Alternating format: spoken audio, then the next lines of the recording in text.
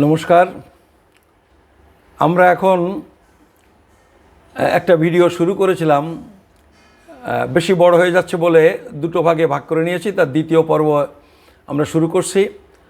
আমরা এই দ্বিতীয় পর্বে আলোচনা করব, মমতা ব্যানার্জি বলছেন যে এখানকার উদ্বাস্তুরা কিছু সুবিধা পান, রেশন পান, বার্ধক্য ভাতা পান, কন্যাশ্রী পান। উনি বলছেন বা বলা যায় হুমকি দিচ্ছেন যে এই K-19 যদি কেউ নাগরিকত্বের দরখাস্ত করেন তাহলে তার এই সুবিধাগুলো আমি বন্ধ করে দেবো, মানে স্টেট গভর্নমেন্ট বন্ধ করে দেবেন। সেটা আসলে তিনি করতে পারেন কি না, এটা নিয়ে আমরা একটু আলোচনা করব। আর আলোচনা করব মমতা ব্যানার্জি বা এখানকার মুখ্যমন্ত্রী বলছেন আমরা K-19 এবং এনআরসি এইগুলো এখানে পশ্চিমবঙ্গে লাগু করতে দেব না, এইগুলো তিনি করতে পারেন কি না, এটা নিয়ে দুই চারটে কথা আলোচনা করব। আর আলোচনা করব যে এই যে উদ্বাস্তুরা, সে 48 সাল থেকে আছেন, ভোট দিচ্ছেন, চাকরি করছেন, এই দেশ তৈরি করার জন্য, এই দেশ গঠনের জন্য তারা ভূমিকা রেখেছেন কি খুব বড় ভূমিকা তারা রেখেছেন, বিশেষ করে পশ্চিমবঙ্গ গঠন করার জন্যে।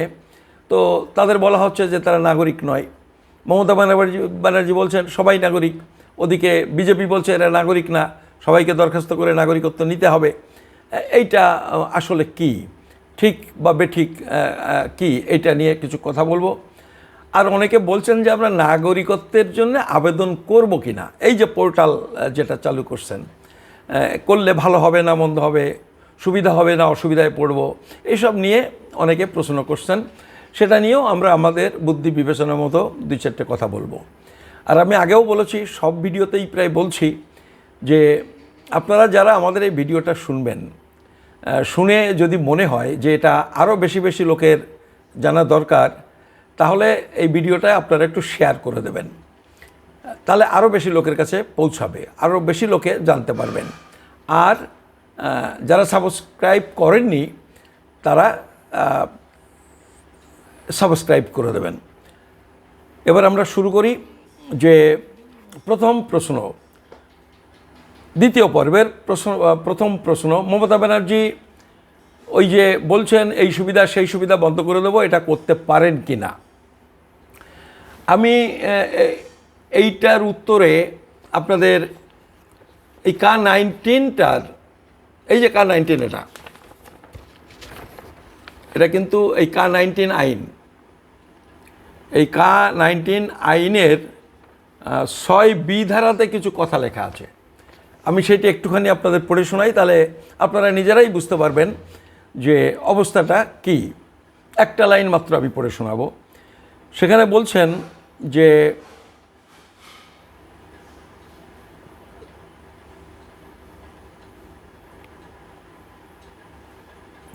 the person makes application shall not be deprived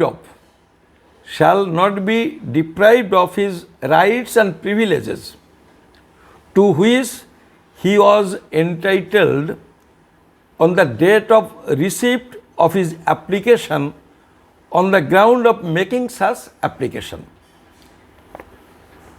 একদম পরিষ্কার বলছেন যে এই যে K-19 পর এই 6B অনুযায়ী যারা দরখাস্ত করবেন, দরখাস্ত করতে হবে 51A বা 6 ধারাতে, মানে বাই রেজিস্ট্রেশন বা ন্যাশনালাইজেশন। কিন্তু এই 6Bর সুযোগ নিয়ে যারা করবেন, মানে যারা অনুপ্রবেশকারী তকমা মুক্ত হয়ে আবেদন করছেন, এই যাদের সমস্যা নিয়ে আমরা আলোচনা করছি, তারা যখন আবেদন করবেন, এই আবেদন করার সময় আপনার যে যে সুবিধাগুলো আছে, ধরুন আপনি যদি চাকরি করেন, আপনার যদি ভোটার কার্ড থাকে, আপনার যদি আধার কার্ড থাকে, আপনার যদি প্যান কার্ড থাকে, আপনার জমি জমা আছে, আপনার ব্যাংক ব্যালেন্স আছে, যা কিছু আপনার আছে, এই যখন অ্যাপ্লিকেশান আপনি করছেন, এই আইনটাতে বলছে, K-19 আইন বলছে সেই সবগুলো বজায় থাকবে,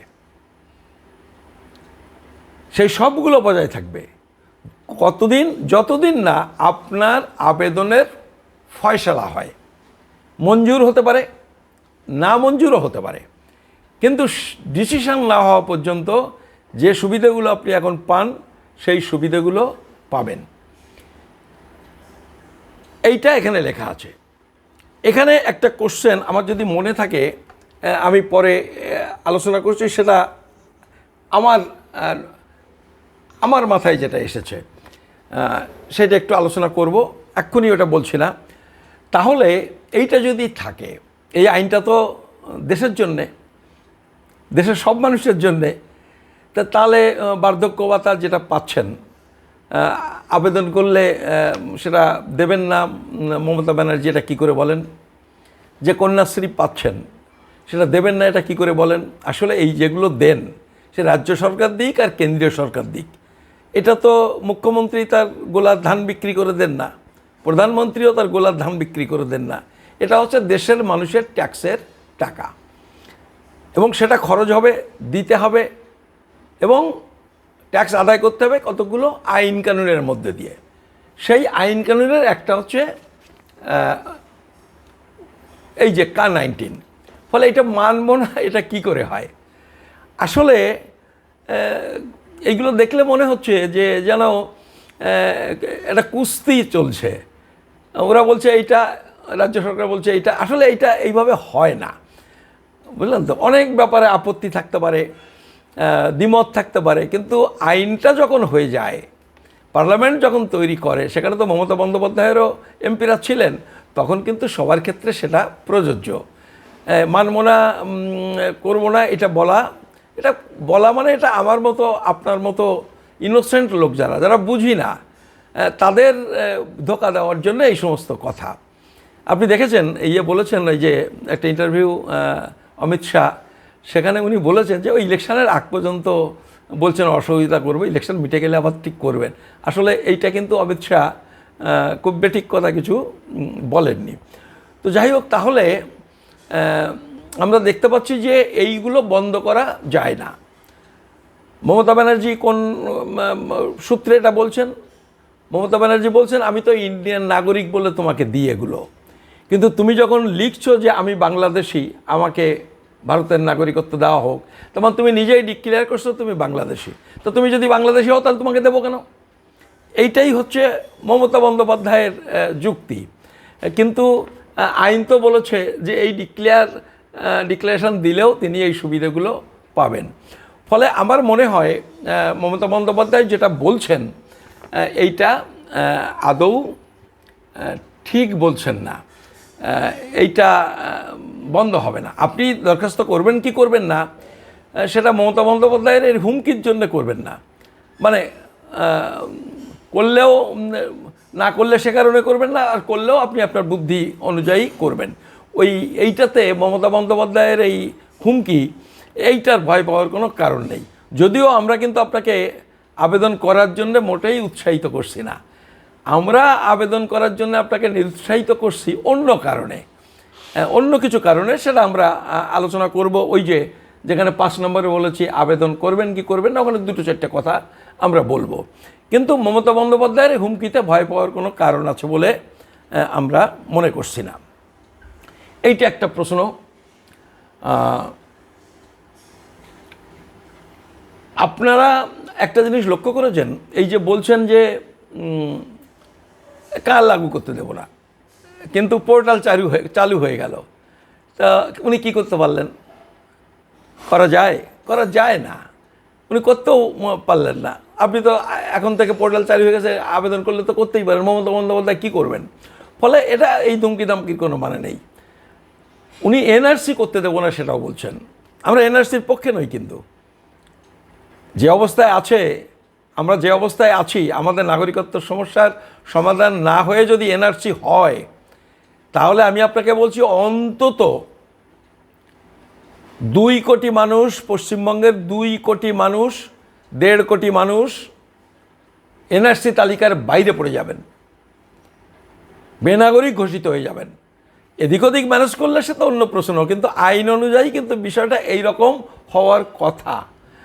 ফলে আমরা এনআরসি করার পক্ষে নই, কিন্তু কথা হলো মমতা বন্দ্যোপাধ্যায় কী করে বলছেন আমি তো আন্দোলন করি, আমি বলতে পারি এনআরসি করতে দেব না, কিন্তু মমতা বন্দ্যোপাধ্যায় আজকে মুখ্যমন্ত্রী, তিনি ওই চেয়ারে বসেছেন তো আইন মেনে, তিনি তো আইন লঙ্ঘন করব এই কথা বলা, এই কথা তিনি বলতে পারেন না, করতেও পারেন না।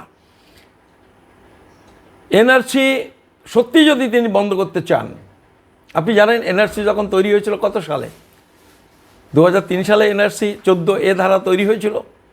14A ধারাতে এনআরসি করার কথা বলেছে, কি করে করতে হবে সেটাও বলা আছে। তা তিনি তখন তো মন্ত্রিসভাতে ছিলেন, উনি তো কথায় কথায় মন্ত্রিসভা ত্যাগ করেছেন, করেননি? কথায় কথায় পদত্যাগ করেছেন, করেননি? পদত্যাগের কথা এরপরেও আরেকবার বলবো, পদত্যাগ করেছেন, কিন্তু এই ব্যাপারে তো পদত্যাগ করেননি যে কেন এনআরসি করার আইন তৈরি হচ্ছে। আজকে কেন এইভাবে তিনি বলছেন? এই বিষয়গুলো আমাদের একটু বুঝতে হবে যে এর কতটুকু তিনি দলীয় রাজনীতির স্বার্থে বলছেন আর কতটুকু আইনের কথা বলছেন। দলীয় রাজনীতি করতে গিয়ে আজকে যা হয়েছে অবস্থা, আমি মমতা বন্দ্যোপাধ্যায়কে নিন্দা করছি না, নিন্দা করছি না, আপনাদেরও আমি এই কথার মধ্যে দিয়ে বলছি না যে আপনারা মমতা বন্দ্যোপাধ্যায় সম্পর্কে একেবারে একটা নেতিবাচক মনোভাব নিন, আমি একথা বলছি না। আমি বলছি যে বিজেপি যে জঘন্য রাজনীতি করছে তাকে তো টিকে থাকতে হবে। এই জঘন্য রাজনীতির মোকাবিলা করতে গিয়ে আমি করতাম না এরকম, আমি কিন্তু স্বচ্ছ, আমার যদি ক্ষমতা থাকতো আমি স্বচ্ছ রাজনীতিই করতাম, সঠিক কথাই বলতাম, কিন্তু সবাই তো শর্টকাট লাইনটা দেখে, ফলে ওই বিজেপির ধাপ্পার মোকাবেলা করতে গিয়ে তিনি নিজেও ধাপ্পা দিচ্ছেন। এই ব্যাপারগুলো ঘটছে। কেন ধাপ্পা বলছি আমি ধাপ্পার কথাটা বলছি এই কারণে, একটুখানি আপনি সুযোগ পেলাম যখন দেখিয়ে দিই। এই কাগজটা দেখতে পাচ্ছেন, একটু দেখুন এই কাগজটা, এটা আনন্দবাজার কাগজ, 2016 সালের 18 তারিখের কাগজ। এই কাগজটাতে মমতা বন্দ্যোপাধ্যায় বলেছেন, কোট আনকোট করে করা আছে, যে কোট আনকোট করে ওই যে হাইলাইট করে না, এই দেখুন এইটুকু হাইলাইট করে দিয়েছে, দেখুন ওই যে হাইলাইট করা জায়গাটা একটু দেখেন, এই যে এইটা হাইলাইট করা জায়গা, এই জায়গাটুকু আমি একটু পড়ে দিই আপনাদের। কোট, বাংলাদেশ থেকে আসা যে মানুষগুলো এ রাজ্যে 5 বছরের বেশি সময় ধরে বাস করছেন,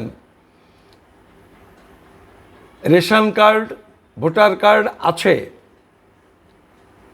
আমি মনে করি, আমি মানে মমতা বন্দ্যোপাধ্যায়, আমি মনে করি তারা ভারতের নাগরিকত্ব পেতেই পারেন। মমতা বন্দ্যোপাধ্যায় বুধবার রাজ্য মন্ত্রিসভা বৈঠকের পর, রাজ্য মন্ত্রিসভা বৈঠকের কথা কেন বলছি? রাজ্য মন্ত্রিসভার বৈঠকে 17 ফেব্রুয়ারি 2016 সালে রাজ্য মন্ত্রিসভার বৈঠকে মমতা বন্দ্যোপাধ্যায়ের মন্ত্রিসভা সিদ্ধান্ত নিয়েছিল, সেটাই তিনি এই কাগজে বলেছেন, মানে প্রেস কনফারেন্স করে বলেছেন, সেটা আনন্দবাজার লিখেছে, যে 1985 সালের আগে যেভাবে জেলা শাসককে নাগরিকত্বের সার্টিফিকেট দেওয়ার ক্ষমতা দেওয়া ছিল, সেই ক্ষমতা আবার ফিরিয়ে দেওয়া হোক, যাতে এই উদ্বাস্তুরা নাগরিকত্ব পান। সেই জন্যে নবান্ন রাজ্য সরকার কেন্দ্রীয় সরকারকে চিঠি লিখবে যে ওই অধিকার আবার জেলা শাসককে ফিরিয়ে দেওয়া হোক, এই যাদের 5 বছর হয়ে গেছে, রেশন কার্ড, ভোটার কার্ড আছে, তারা যাতে নাগরিকত্বটা আবেদন করে পেতে পারে। তাহলে এই কথাটা উনি যখন বলেছেন, তখন এটার মধ্যে তো এটাও তো বললেন যে এই লোকগুলো নাগরিক নন, তাই তো, তারা নাগরিকত্ব পাওয়ার যোগ্য, আমরা তাকে ধন্যবাদ জানাবো।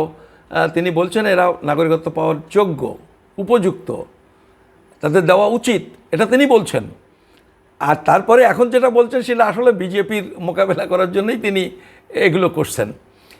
তো আমরা তাহলে বুঝতে পারছি, তাহলে মমতা বন্দ্যোপাধ্যায় জানেন যে এরা বাংলাদেশি, এখনও নাগরিক নন, তারপরে তো বার্ধক্য ভাতা দিচ্ছে, কি দিচ্ছে না, তারপরে তো রেশন দিচ্ছে, তাহলে আবার এখন এগুলো বলছেন কেন? বলছেন ওই যে বিজেপির মোকাবিলা করার জন্যই বলছেন, সব বন্ধ করে দেবো, এ করবো, তা করবো, ইত্যাদি ইত্যাদি। ফলে এইটা কতটুকু আপনি নেবেন আর কতটুকু মানে আঠি আর শ্বাস, এই আঠি আর শ্বাসটা আপনাকে এই রাজনীতিকদের কথা থেকে বুঝে নিতে হবে। তো আমি এর সাথে আরেকটা কথা বলবো বলে আপনাকে বলছিলাম, সেটা হলো যে এই যে আমি বললাম বা এই যে আইনে লিখেছে সেই সব অধিকার আপনি পাবেন 6B K-19 এখানে আমার একটা কোশ্চেন আছে, আমার একটা সন্দেহ আছে। সেটা হলো ভারতের সংবিধানের 326 ধারা, 326 ধারায় বলেছে ভোটার কারা হতে পারবে। তাতে বলেছে শুধুমাত্র ভারতের নাগরিক যাদের 18 বছর বয়স হয়েছে তারাই ভোটার হতে পারবে, আর কেউ ভোটার হতে পারবে না। সেটেলমেন্ট পেয়েছেন তার জন্য আপনি ভোটার অধিকার পেয়ে যাবেন, হবে না। আপনি চাকরি করছেন সেই জন্য আপনি ভোটার হয়ে যাবেন, ভোটার অধিকার পেয়ে গেলেন, হবে না। যারা নাগরিক এবং 18 বছর বয়স হয়েছে একমাত্র তারাই ভোট দিতে পারবেন। এইটা হচ্ছে 326 ধারা ভারতীয় সংবিধানের। তাহলে এইবারে দেখুন একটা তালিকা করেছে না 1A, দেখবেন এই যে K-19 যে না 1B, যে 2014 সালের আগে আপনি এসেছেন ভারতে, তার কি কি ডকুমেন্ট দেখালে হবে। তাতে রেশন কার্ড বলেছে, প্যান কার্ড বলেছে, ইন্স্যুরেন্সের কোনো বলেছে, বাড়ি ভাড়া বলেছে, দলিল ইত্যাদি ইত্যাদি 20টা ডকুমেন্ট বলেছে। 20টা ডকুমেন্টের মধ্যে ভোটার তালিকা আছে কি? ভোটার তালিকা আছে? পাসপোর্ট আছে? নেই। কেন নেই? এটা তো ওই দুটো থাকতে পারতো, যে 2014 সালের আগের পাসপোর্ট থাকলে সেটা হবে, কিন্তু সেইটা তালিকায় নেই। ভোটার তালিকায় থাকতে পারতো যে 2014 আগের ভোটার তালিকায় থাকলে আপনি 2014 সালের আগে এসেছেন, এটা প্রমাণ হলো কি? এটা তো সবথেকে ভালো প্রমাণ হতো, ভালো প্রমাণপত্র হতো। কিন্তু দেখেন ওই 1B যে তালিকা 20টা তার মধ্যে নেই। কেন নেই? এই কেন নেই বলে আমার মাথার মধ্যে কিন্তু একটা প্রশ্ন এসেছে।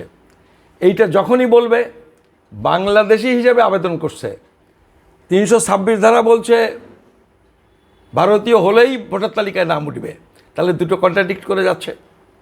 আর এই কন্ট্রাডিক্ট করে যাচ্ছে বলেই আমার সন্দেহ যারা আবেদন করবেন তাদের অন্য সব অধিকার হয়তো টিকে থাকবে, অন্য সব অধিকার টিকে থাকবে। মানে এই রেশন পেতে পারেন, কন্যাশ্রী পেতে পারেন, ইত্যাদি ইত্যাদি, যেগুলো মমতা বন্দ্যোপাধ্যায় বলছেন দেব না, এগুলো হয়তো টিকে যাবে এই এই এই এই 6Bর জন্যে, এই যে যেটা বলেছে। কিন্তু সংবিধানের ওই নির্দেশের জন্যে, ওই 326 ধারার জন্যে আপনার ভোটার তালিকার নামটা কাটা পড়ে যাবে, আপনার পাসপোর্টটা কেড়ে নেবে। এই দুটো বোধহয় বাঁচবে না। কারণ এই 6B বা K-19 সাথে যখন সংবিধানের দ্বন্দ্ব হবে তখন সংবিধানটাই গৃহীত হবে। আমি এই কথাটা এই জন্য ফুটনোটে আপনাদের বলে রাখলাম যে বিপদটা কিন্তু এই প্রশ্নটাও আসবে যখন আবেদন করব কি করব না, তার সাথে এই প্রশ্নটাও জড়িত আছে। সেটা আগাম একটু আলোচনা হয়ে গেল। তো আমি যেটা বলছিলাম যে NRC করতে দেবেন না মমতা বন্দ্যোপাধ্যায়। ভালো তো, NRC করতে দেবেন না, করলে আমরা সব বেনাগরিক হয়ে যাব। যেমন 19 লাখ হয়ে গেছেন আসামে, তারা নিতান্ত মানে ভীষণ অসুবিধার মধ্যে আছেন 19 সাল থেকে। তো আমাদেরও এরকম দুর্দশা হয়ে যাবে না, এটা না হলে তো ভালো হয়। কিন্তু তাহলে কি করতে হবে? তাহলে মমতা বন্দ্যোপাধ্যায়ের কী বলা উচিত? মমতা বন্দ্যোপাধ্যায়ের দাবি তোলা উচিত। কি দাবি তোলা উচিত? দাবি তোলা উচিত যে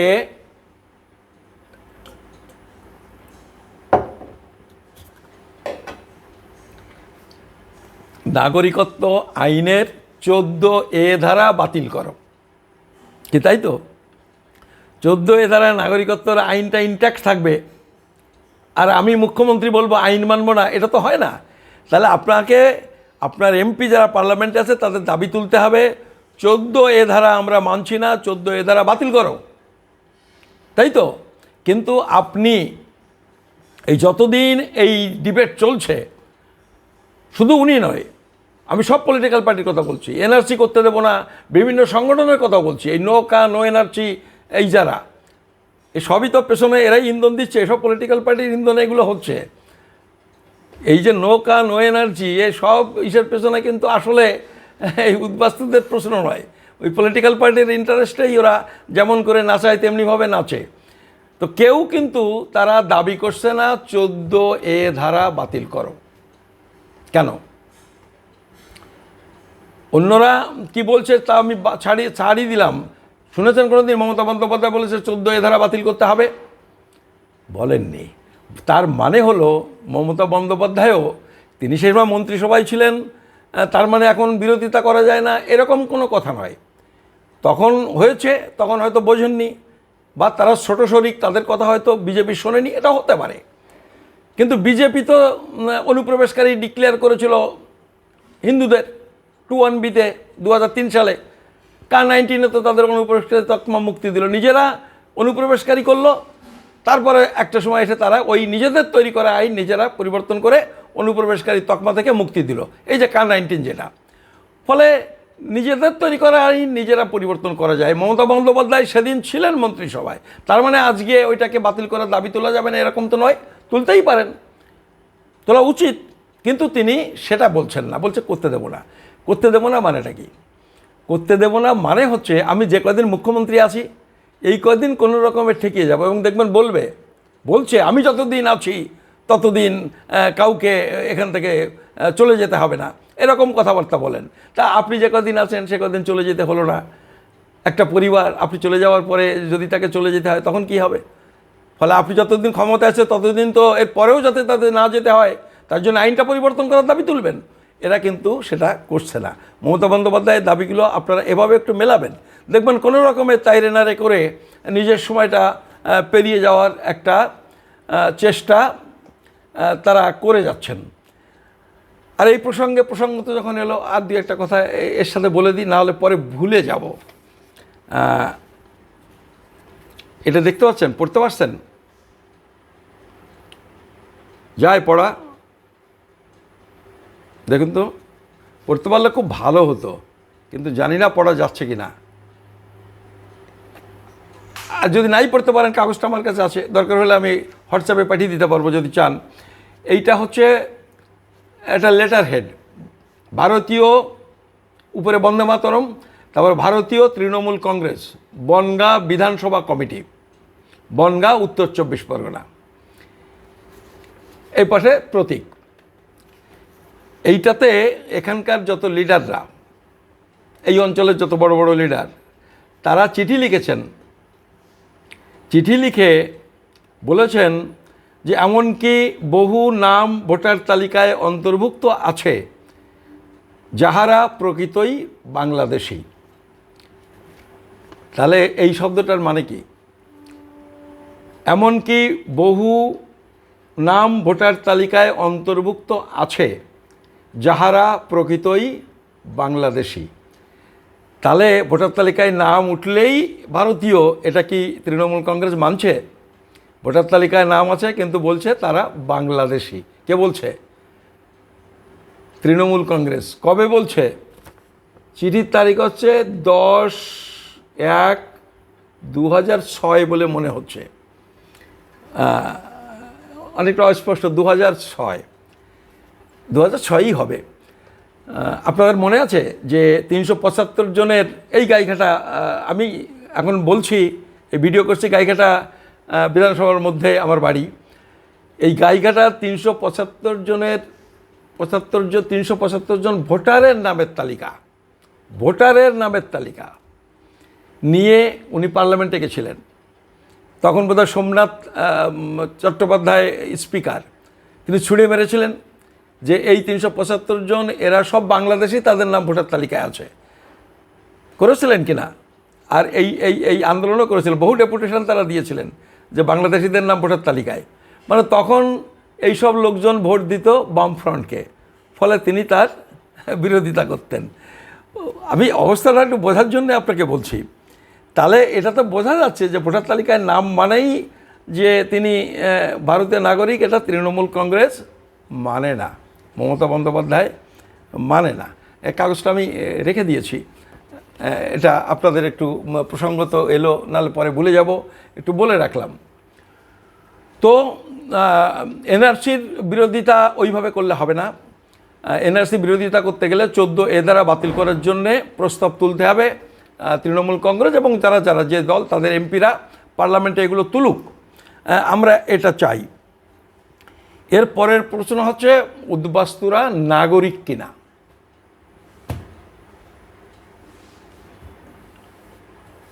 কত সাল থেকে? 1948 সাল থেকে। দেখুন, অনেকে হয়তো ব্যাপারটা নিয়ে বেশি খবর টাখবর রাখেন না। আপনি কি জানেন 2009 সাল থেকে আমরা সুপ্রিম কোর্টে একটা মামলা করেছি। সেই মামলার আমরা 9 সাল থেকে পার্টি ছিলাম না, আমরা পার্টি হয়েছি 2014 সাল থেকে, কিন্তু মামলাটা শুরু হয়েছে 2009 সালে। সেই মামলাটার লাস্ট হিয়ারিং হয়ে গেছে গত 12 ডিসেম্বর। সুপ্রিম কোর্টে 5 সদস্যের বিচারককে নিয়ে একটা সাংবিধানিক বেঞ্চ তৈরি হয়েছিল। সেই সাংবিধানিক বেঞ্চে এর হিয়ারিং হয়েছে। হিয়ারিংটা মানে লাস্ট যেটা হয়েছে সেটার যে হিয়ারিংটা শেষ হয়ে গেছে, এখন শুধু রায় বেরোবে, যে কোনো সময় বেরিয়ে যেতে পারে, আজকাল বেরোতে পারে বা 15 দিন দেরি হতে পারে। সেটা হলো এই যে আসামে 1971 সাল সীমারেখা, আসামের অসম পাবলিক ওয়ার্কস বলে একটা সংগঠন, তারা মামলা করেছে যে সারা দেশের জন্যে 1948 সাল, আসামের জন্যে 1971, এইটা সংবিধান সম্মত নয়। এইটা হচ্ছে তাদের মামলা। সেই জন্য সাংবিধানিক বেঞ্চ তৈরি হয়েছে। তার মানে আমি যখন 1948 সাল বলছি, আপনারা কিন্তু মানে ওরা বলেছে যে ওই সব দেশটা আসামের জন্য 1948 করে দাও, ওই 71-এর সীমারেখাটা তুলে দাও, সারা দেশের যা আছে তাই করো। এই হচ্ছে মামলাটা। ফলে আপনারা অনেকে ভাবেন যে 48 সালে এটা হতে পারে নাকি, কিন্তু এইটা হচ্ছে ঘটনা। কনস্টিটিউশন কালকেও আমি দেখিয়ে বলেছি, কনস্টিটিউশনের 6 ধারাতে একদম পরিষ্কার বলে দিয়েছে 19th ডে অফ জুলাই 1948, 19শে জুলাই 1948 সালই হচ্ছে ভিত্তিবর্ষ। তারপরে থেকে যারা এসেছেন, যারা আবেদন করে নাগরিকত্ব অর্জন করেননি by registration or by nationalisation, আইনত তারা কিন্তু নাগরিক নন। যদিও এইসব মানুষেরা আদারওয়াইজ প্র্যাকটিক্যালি সমস্ত নাগরিক অধিকার ভোগ করেন। এইটা হচ্ছে ঘটনা। কিন্তু আইনের কথা বলতে গেলে এইটাই আছে। এবং এই যে ভোগ করি নাগরিক অধিকার অথচ নাগরিক নই, তার সমস্যাটা কি? তার সমস্যাটাই আপনাকে আমি একটু বলবো। এই বলতে বলতে ভুলে গেলাম, আরও কিছু ডকুমেন্ট আমার ছিল, আপনাদের দেখানোর দরকার ছিল, সেটা নয় পরে আরেকদিন দেখাবো, কারণ এখন এর মধ্যে উঠে গিয়ে ওই কাগজটা বের করা মুশকিল। তো আমি 2-1টা আছে আমার কাছে, সেটা একটু দেখে দিই। আপনারা দেখুন একটা ছোট্ট একটা নোটিশ দেখেছেন?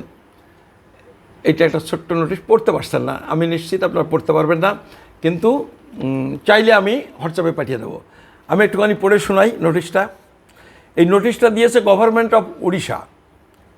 অর্ডারের তারিখ হচ্ছে 28/12/2004। ডেটটা কিন্তু খুব ইম্পর্ট্যান্ট, 28/12/2004। 2003 সালে নাগরিকত্ব আইন কবে কার্যকরী হয়েছিল? 3 ডিসেম্বর 2004। নোটিশটা কবে? 3 তারিখ থেকে মাত্র 25 দিন পর। ওই আইনটা কার্যকরী হওয়ার 2003 সালে নাগরিকত্ব আইন কার্যকরী হওয়ার 25 দিন পর অর্ডার দিচ্ছে এই যে BJP government, Orissa government.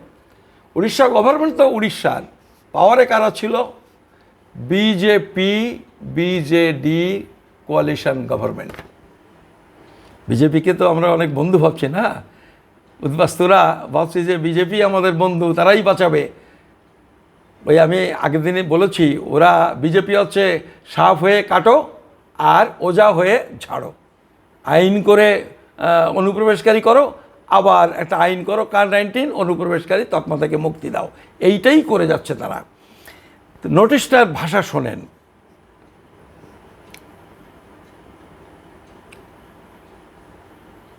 Government মানে state government do hereby direct that Uday Sarkar son of Lalita Sarkar, A Bangladeshi national, at present residing in the district of Kendrapada jela, residing in the district of Kendrapada should quit India within 30 days from the date of service of this letter. Otherwise, he will be deported from India. Notice দিয়ে বলছে Orissa government আপনাকে বাংলাদেশি হিসেবে শনাক্ত করেছে, তাই এই notice পাওয়ার 30 দিনের মধ্যে আপনাকে দেশ ছেড়ে চলে যেতে হবে, না হলে পুলিশ বিএসএফ দিয়ে আপনাকে ডিপোর্ট করব, পুশব্যাক করব। কোন গভর্নমেন্ট? BJP BJD government. কাদের দিয়েছে নোটিশ? 1551 জনকে নোটিশ দিয়েছে একটা ব্লকে, মহাকালপাড়া ব্লক, কেন্দ্রপাড়া জেলার। এটা ওই যে পারাদ্বীপের ওখানে। এরা কারা? এরা হচ্ছে সেটেলমেন্ট পাওয়া রিফিউজি। সম্প্রদায় কি?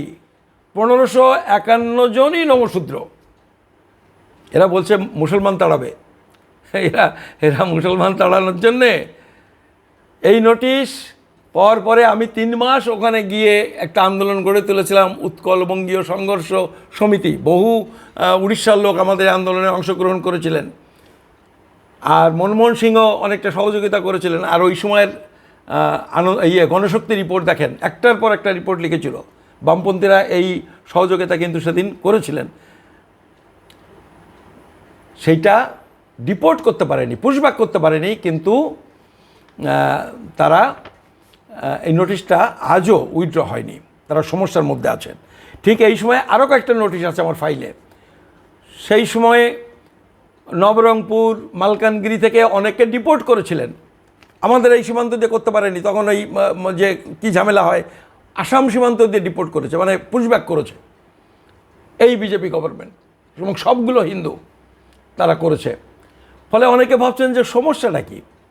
মানে আমি এই 19শে ডিসেম্বর দিল্লিতে গিয়ে কথা বলছিলাম অধীর চৌধুরীর সাথে। তো অধীরবাবু বলছে, সুকৃতিদা কী সমস্যা আমাকে একটু বলুন তো।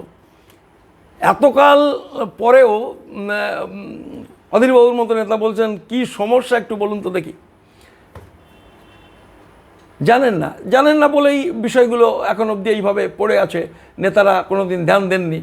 আবার তিনি বলছেন, আমি তো চট্টগ্রাম থেকে এসেছিলাম, আমার তো কোনো কাগজ নেই, আমি তো পার্লামেন্টে দাঁড়িয়ে বলেছি আমার যদি কিছু করতে পারেন করেন। তা আমি তখন বলেছিলাম যে আপনার মতো লোকের কিছু হবে না, আপনারা অনেক ক্ষমতাধর লোক, কিন্তু সাধারণ মানুষ।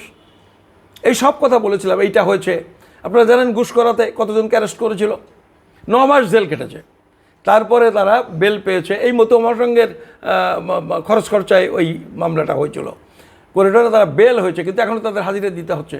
ঘুষ করা, সবগুলোই রিফিউজি, সবগুলোই হিন্দু, সবগুলোই নমশূদ্র। বলাগড়ে হয়েছে 300 কতজনের নামের লিস্ট গেল যখন বুদ্ধদেব ভট্টাচার্য মুখ্যমন্ত্রী ছিলেন। নদিয়ার এসপিকে পাঠিয়েছে, নদিয়ার এসপি, আমি ডেট বা তারিখ সবই আমার কাছে আছে, পেপার কাটিং আমার কাছে আছে, আমি দিতে পারবো। নদিয়াতে এটা হয়েছে, বিভিন্ন জায়গাতে। তখন ক্রমেই তৃণমূল উঠছে। এই তৃণমূল যখন উঠছে তখন ওই সিপিএম নালিশ করছে যারা তৃণমূল করছে, আবার তৃণমূল নালিশ করছে যারা সিপিএম করছে, বিজেপিও নালিশ করছে। জলপাইগুড়ি টুরির কিছু কেস হয়েছিল, বিজেপি নালিশ করেছে।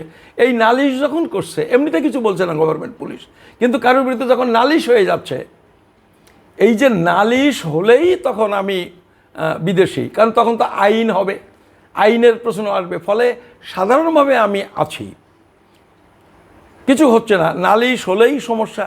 ফলে এই যে একটা অ্যাংজাইটির মধ্যে বাস করতে হয়।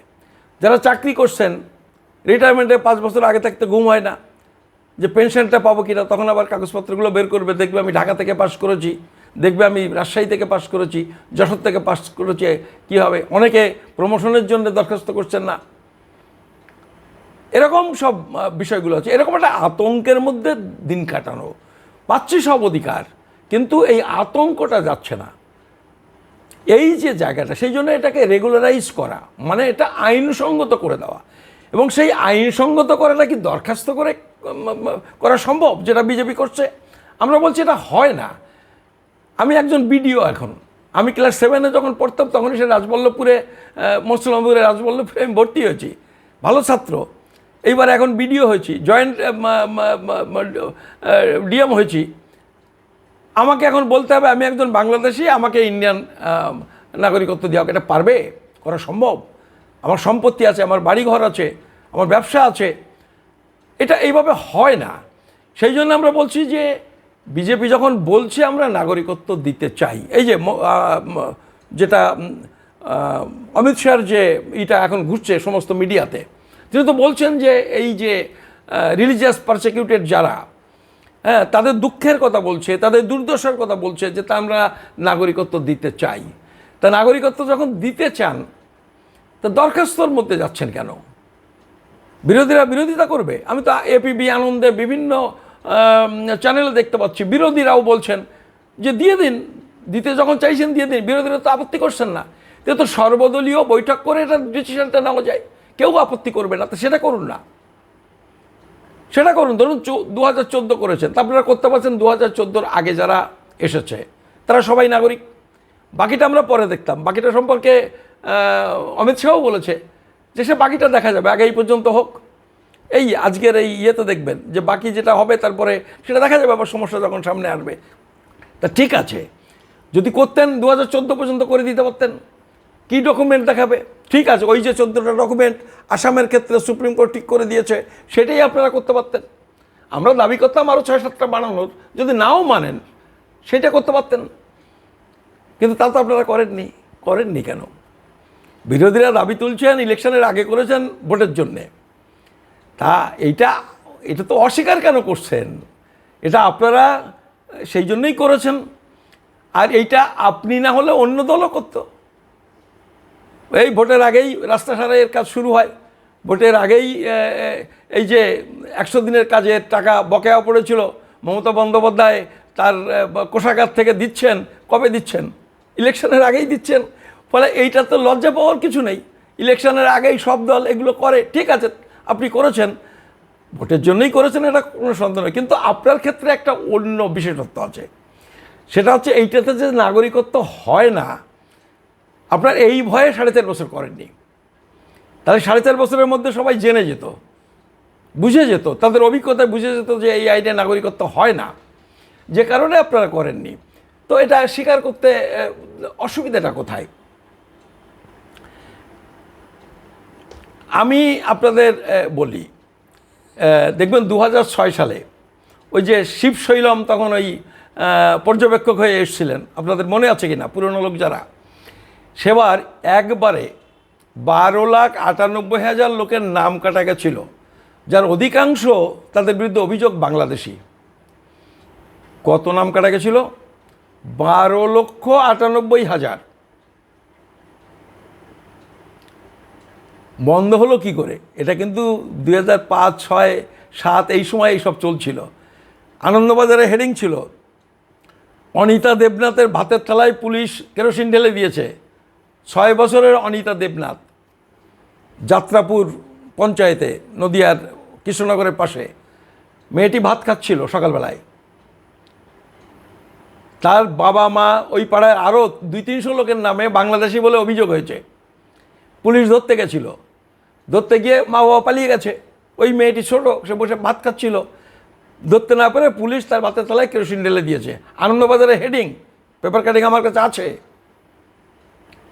ফলে এখানে সমস্যা নেই তা তো নয়, সমস্যা তো যে কোনো সময় হবে। বন্ধ হলো কি করে? অনেকে এটা জানেন না। এই আমরা তখন আন্দোলনটা শুরু করেছিলাম বলে, মতুয়ারা আন্দোলনটা শুরু করেছিলাম বলে এই ধরপাকড়, এই অভিযোগ করি এইগুলো বন্ধ হয়ে গেছিল। না হলে এতদিন বোঝা যেত যে অবস্থাটা কি দাঁড়িয়েছে।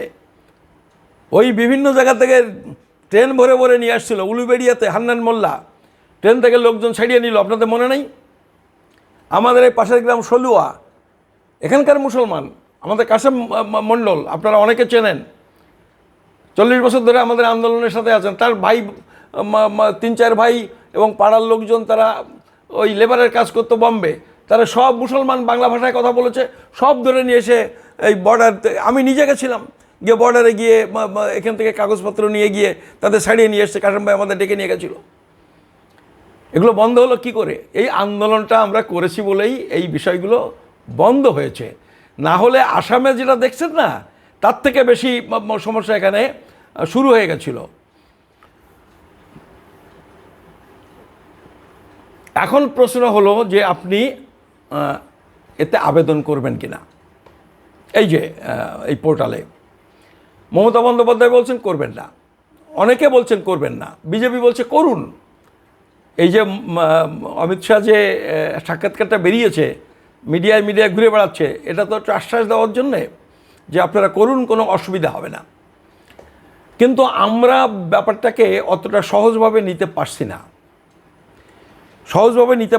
তার কারণ হলো যে এরা বলছে 2014 আগে আসার যে কাগজপত্র, আমার মনে হয় হয়তো 10-20% লোকে যে 2014 সালেরও আগে এসেছেন অথচ কাগজ নেই, বা 2014 সালের আগে এসেছেন কিন্তু কাগজ করতে করতে তারা 18 হয়ে গেছে, এরকম তো হয়। গরিব মানুষ এসেছেন, তারা এক টুকরো জমি কিনবে বা কিছু একটা করবে, এসে কাজকর্ম করেছে, টাকা পয়সা জোগাড় করেছে, বাংলাদেশে কিছু বিক্রি টিক্রি করে টাকা পাঠিয়েছে, এসেছেন হয়তো 2014-2010-এ, কিন্তু ডকুমেন্টটা হয়তো 2014 পরে। এরকম বহু লোক বাদ যাবে যারা 2014 আগের ডকুমেন্ট দেখাতে পারবে না।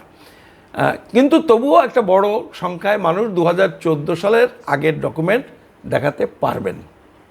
ভোটার তালিকাটা থাকলে আরও একটু সুবিধা হতো, কিন্তু সেটা তো নেই, তালিকায় নেই, পারবেন। কিন্তু ওই যে বাংলাদেশে যে 9টা কাগজের একটা দেখাতে হবে, এইটা ওটা যেমন বললাম খুব কম লোকের অসুবিধা হবে, আর এইটাতে খুব কম লোক পারবে। বেশিরভাগ লোক ওই কাগজ জোগাড় করতে পারবে না। আর জোগাড় করা মানে কি, এটা তো পরিবারের একজন করলে হবে না। একজন ধরুন ক্লাস 10-এ পড়তো, চলে এসেছে, তার ছোটো ভাইটা তখন স্কুলে যায়নি, কিন্তু যে 10-এ পড়তো তারটা না এসে জোগাড় করলো, কিন্তু যে তখনও স্কুলে যায়নি, ছোট ছিল, 3 বছর বয়স, চলে এসছে, সেটা কী দেখাবে? আর নাগরিকত্ব তো পরিবার ভিত্তিক না, নাগরিকত্ব তো ইন্ডিভিজুয়াল, প্রত্যেকের আলাদা আলাদা কাগজ দিতে হবে। ফলে এইটা অত্যন্ত কঠিন বিষয়।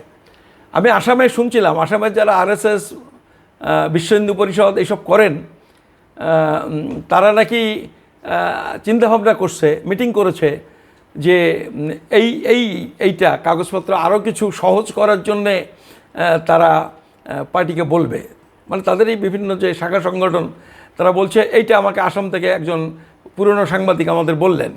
ফলে তারাও বুঝতে পারছে যে এটা লোকে পারবে না।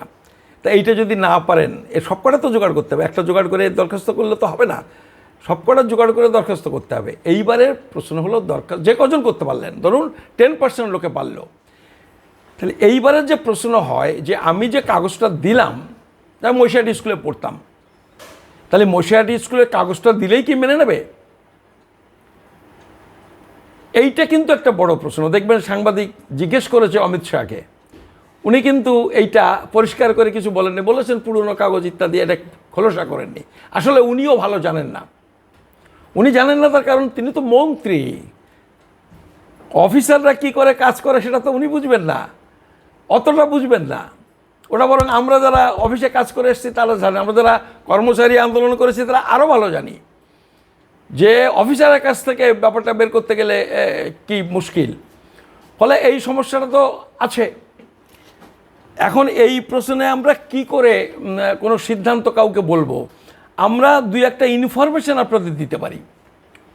সেটা হলো অফিসের কাজটা কি করে হয়, সেটা তো জেপিসিতে, জয়েন্ট পার্লামেন্টারি কমিটি, যেটা সেখানে সাক্ষ্য দিয়েছিল কারা?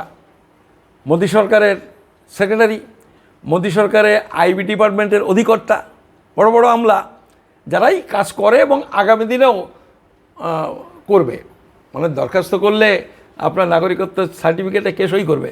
মোদি, অমিত শাহ? না, অফিসাররা করবে। ওই ক্ষমতা মোদির নেই, মোদির কাজ শেষ, অমিত শাহের কাজ শেষ, এরপরে যে কাজ হবে সেটা হচ্ছে অফিসাররা করবেন। তো মোদি তো 2024 সালের নির্বাচনে হেরে যেতে পারে, সম্ভাবনাও আছে। মানে এবারে তো একটা ভালো রকম সম্ভাবনা আছে যে মোদি আর ফিরছেন না। তা মোদি আসলেন না, ধরুন মোদি হেরে গেলেন, কি হবে? অফিসাররা করবেন। এবার অফিসাররা কি করে করেন সেটা কিন্তু এই যে জেপিসি রিপোর্ট আমি একটু বাংলা করেছি, তার অংশ না। তা আমি এখানে একটুখানি পড়ে শোনাই যে অফিসাররা কি করে কাজ করে এবং করবে। আমরা এখনও ধরি যে এইটা অনুযায়ী কাজ হবে, কারণ জেপিসিতে কাজের ধরন কি হবে সেটা বলেছে। তারপরে যখন নতুন কথা এখনও বলেনি, তখন এই কথাটাই আমরা ধরে নেব। তো এখানে কি বলছেন, এটা হচ্ছে প্যারাগ্রাফ 2.14। আমি পেজ বলছি না এই কারণে, নেটের কাগজ যারা বের করবেন এক রকমের পেজ নাম্বার হবে, আবার আমাদের কাছে যেটা আছে অরিজিনালটা সেটাতে অন্যরকম হবে। তো সেই জন্য আমি প্যারাগ্রাফটা বলে দিচ্ছি। 2.14 সেখানে বলছে যে ওই যে যারা এসেছেন, বেশিরভাগ জন এসেছেন দেশত্যাগের কারণে। যখন বিপুল সংখ্যায় মানুষের ভারত এবং পাকিস্তানের মধ্যে স্থানান্তরণ হয়, মানে মুসলমানরা যায়, হিন্দুরা শিখরা আসেন, এখন তাদের ধর্মীয় নির্যাতনের দাবি যাচাই করা সম্ভব নয়। তাহলেও সাম্প্রতিককালের ঘটনা যদি কিছু থাকে, তাহলে নাগরিকত্বের আবেদন বিবেচনা করার আগে প্রয়োজনীয় তদন্ত করা হবে। ফলে কাগজপত্র কিন্তু আলটিমেটলি তদন্ত করার কথাই বলছে। এটা 2.14 বললেন, আরেকটু পরে দেখুন আরও একটু পরিষ্কার করে বলেছে।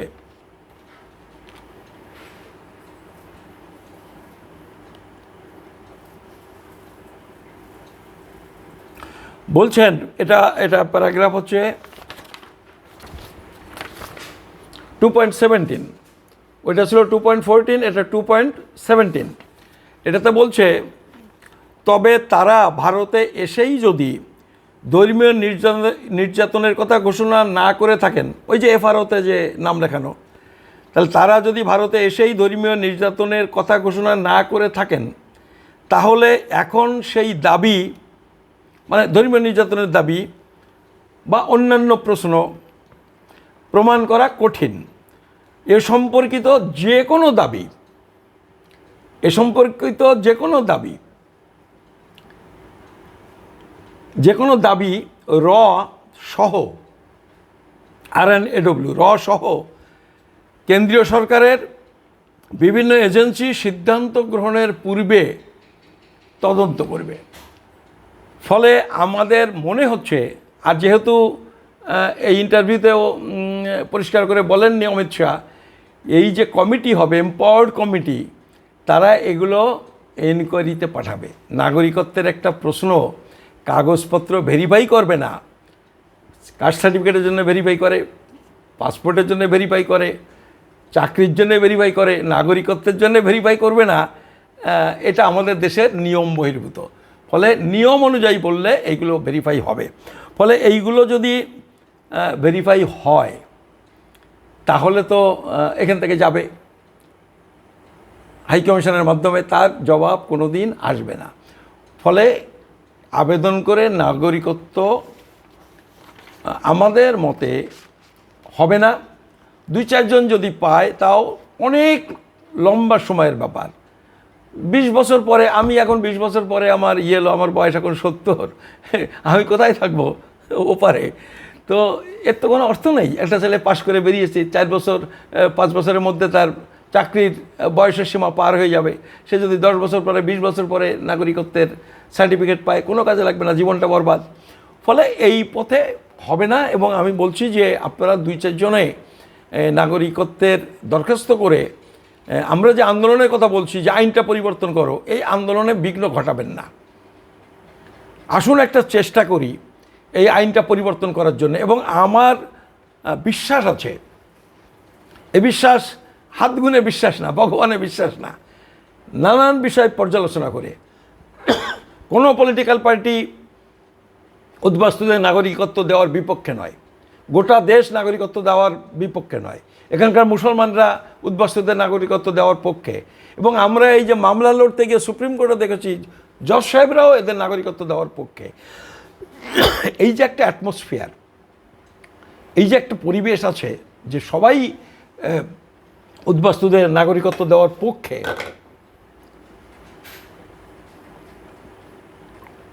এই সুযোগটাকে কাজে লাগানো। এবং একটু আন্দোলন করতে পারলে, আমার ধারণা আমরা যদি রাস্তায় নামতে পারি 1 বছরের মধ্যে এই সমস্যার সমাধান করা যায়। ফলে 2-4 জন দরখাস্ত করে এই আন্দোলনটাকে ভেঙে চুরে দেবেন না। আর এটা তো কোনো সময়সীমা নেই, 2 বছর ওয়েট করুন না। অমিত শাহ তো আজকেও বললেন যে আমরা সময়সীমা দিতে যাইনি। ফলে যে অবস্থায় আসেন থাকতে লাগুক, আসুন 2 বছর আন্দোলন করে দেখি, দরকার হলে আবেদন তো পরে করা যাবে। ফলে আমরা এখন বলবো যে আপনারা আবেদন করবেন না, আরও অনেক কিছু সমস্যা যাবে, সব পার্টিকুলার্সগুলো আপনার সরকারের কাছে চলে যাবে। আজকে এই সরকার আছে, কালকে কোন সরকার আসবে, এবং আপনার এই যে ডিক্লারেশন লিখিত, এই যে লিখে দেবেন, এইটা কি কাজে লাগাবে আমরা তো জানি না। ফলে এইটাতে এখন যাবেন না, একটু ওয়েট করুন, ওয়েট করে আসুন আমরা লড়াইটা করি। এবং এই লড়াই করার জন্য কথাটা যখন এলো, আমরা এই সুযোগটাও নিই। আমরা কিন্তু এই দাবি সনদ, কংক্রিট দাবি সনদ তৈরি করবার জন্যে আমরা এই 20 তারিখ 20শে মার্চ আমরা মৌলালী যুব কেন্দ্রে 2:30টার সময় আমরা এই মিটিংটা, কনভেনশনটা করব। সেখানে আসুন, আপনাদের সমস্যা বলুন, কোনটা ভিত্তিবর্ষ করা দরকার, না যারা এসে পড়েছে তাদের সবাই নাগরিকত্বের দাবি তোলা দরকার, এই যে বিষয়গুলো আছে এইগুলো আমরা ওখানে আপনাদের কথা শুনি, আমাদের মত শুনুন, বিভিন্নজন বলুন, একটা সিদ্ধান্ত আমরা পৌঁছাই। ফলে আজকে আমার মনে হয় এই বিষয়গুলোই আবেদন করার, এই আলোচনা করার কথা বলেছিলাম। মোটামুটি একটা আলোচনা হলো। সব প্রশ্নের মীমাংসা হবে না, অনেকেই টেলিফোন করছেন, তাদেরও বাকি কিছু কিছু পয়েন্ট তারা বলছেন, আমরা আলোচনা করছি। আর যা কিছু বলছি আপনারা কিন্তু এরকম ভাববেন না যে আমি খুব এক্সপার্ট লোক। আমি অত্যন্ত একজন সাধারণ মানুষ, একজন আন্দোলনের কর্মী।